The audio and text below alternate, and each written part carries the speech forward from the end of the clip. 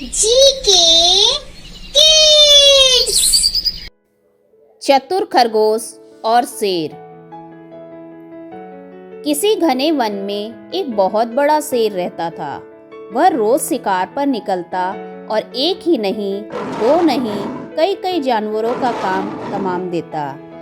जंगल के जानवर डरने लगे कि अगर शेर इसी तरह शिकार करता रहा तो एक दिन ऐसा आएगा कि जंगल में कोई भी जानवर नहीं बचेगा। सारे जंगल में सनसनी फैल गई। शेर को रोकने के लिए कोई न कोई उपाय करना जरूरी था। एक दिन जंगल के सारे जानवर इकट्ठा हुए और इस प्रश्न पर विचार करने लगे।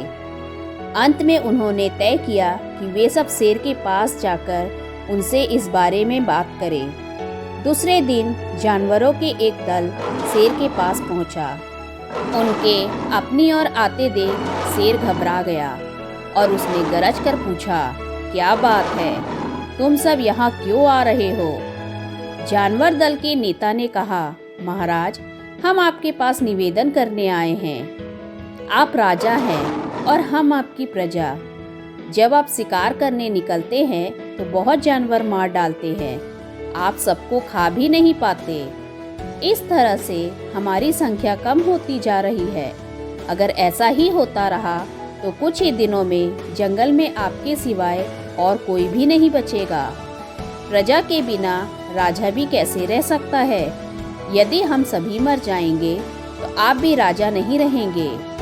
हम चाहते हैं कि आप सदा हमारे राजा बने रहे।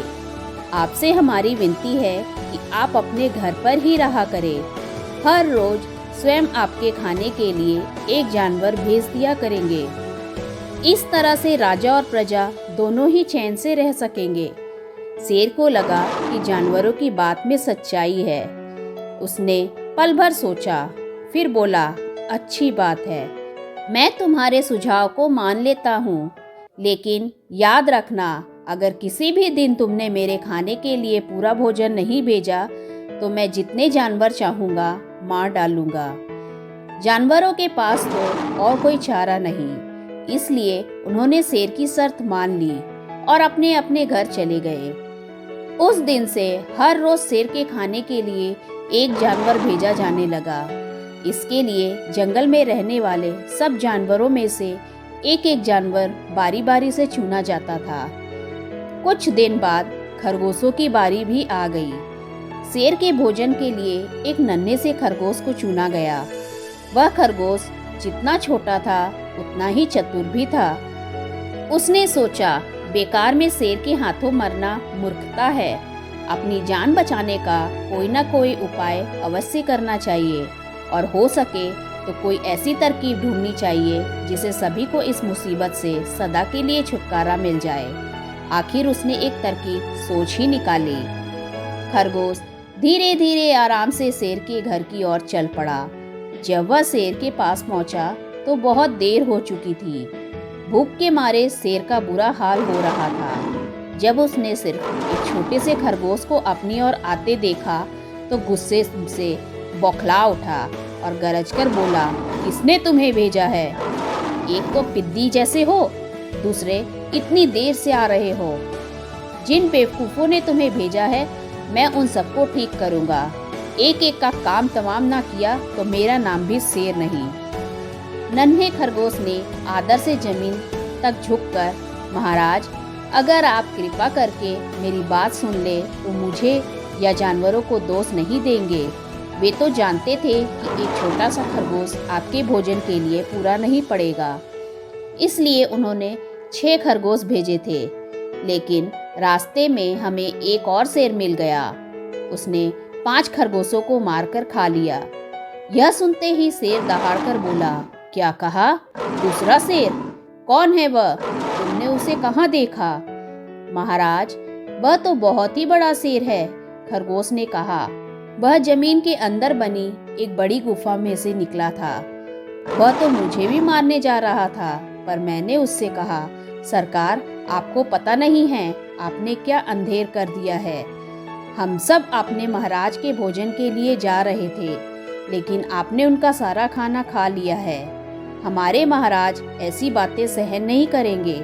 वे जरूर ही यहाँ आकर आपको मार डालेंगे। इस पर उसने पूछा, कौन है तुम्हारा राजा? मैंने जवाब दिया, हमारा राजा जंगल का सबसे बड़ा शेर है। महाराज, मेरे ऐसा कहते ही वह गुस्से से लाल पीला होकर बोला, बेवकूफ, इस जंगल का राजा सिर्फ मैं हूँ। यहाँ सब जानवर मेरी प्रजा है। मैं उनके साथ जैसा चाहूँ वैसा कर सकता हूँ। जिस मूर्ख को तुम अपना राजा कहते हो, उस चोर को मेरे सामने हाजिर करो। मैं उसे बताऊंगा कि असली राजा कौन है। महाराज, इतना कहकर उस शेर ने आपको लिवाने के लिए मुझे यहाँ भेज दिया। खरगोश की बात सुनकर शेर को बड़ा गुस्सा आया और वह बार बार गरजने लगा। उसकी भयानक गरज से सारा जंगल दहलने लगा। मुझे फौरन उस मूर्ख का पता बताओ, शेर ने दहाड़कर कहा। जब तक मैं उसे जान से ना मार दूंगा, मुझे चैन नहीं मिलेगा। बहुत अच्छा महाराज, खरगोश ने कहा, मौत ही उस दुष्ट की सजा है। अगर मैं और बड़ा मजबूत होता तो मैं खुद ही उसके टुकड़े टुकड़े कर देता। चलो रास्ता दिखाओ, शेर ने कहा। फौरन बताओ किधर चलना है। इधर आइए महाराज, इधर। खरगोश रास्ता दिखाते हुए शेर को एक कुएं के पास ले गया और बोला, महाराज, वह दुष्ट शेर जमीन के नीचे किले में रहता है। जरा सावधान रहिएगा।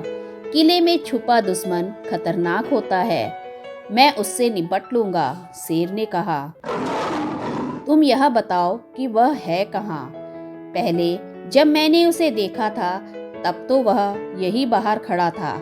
लगता है आपको आता देखकर वह किले में घुस गया। आइए मैं आपको दिखाता हूँ। खरगोश ने कुएं के नजदीक आकर शेर से अंदर झांकने के लिए कहा।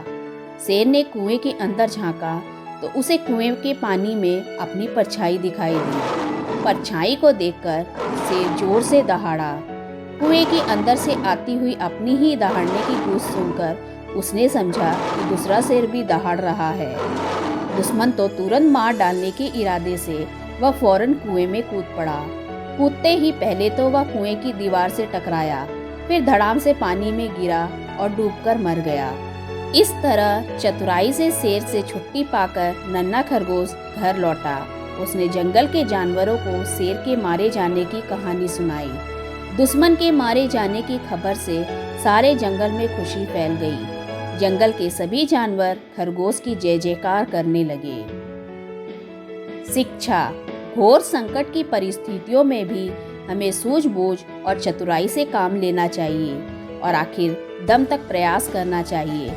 सूझबूझ और चतुराई से काम लेकर हम भयंकर संकट से उबर सकते हैं और बड़े से बड़े शक्तिशाली शत्रु को भी पराजित कर सकते हैं। धन्यवाद।